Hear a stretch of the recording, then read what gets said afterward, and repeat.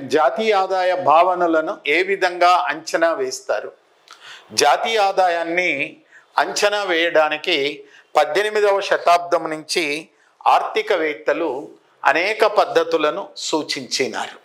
వాటిలో ముఖ్యమైనటువంటివి 3 పద్ధతులు ఉన్నాయి. ఒకటి ఉత్పత్తి మదింపు పద్ధతి, రెండవది ఆదాయ మదింపు పద్ధతి, మూడవది వ్యయ మదింపు పద్ధతి.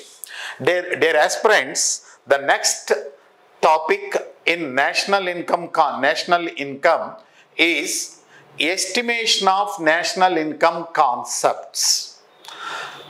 Under this, we are going to be discussing how national income concepts to be estimated. From 18th century till today, economists proposed 3 methods to estimate national income and its concepts. They are production method. The second one is income method. The third one is expenditure method.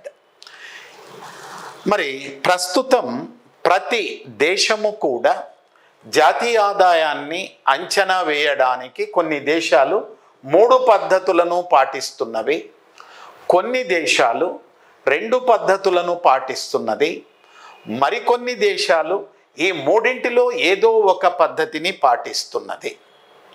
ప్రతి దేశము కూడా ఆ దేశ ఆర్థిక వ్యవస్థ యొక్క నిర్మాణాన్ని పట్టి ఏ పద్ధతి ద్వారా జాతీయ ఆదాయాన్ని అంచనా వేయాలి అనేది ఎంపిక చేసుకుంటుంది.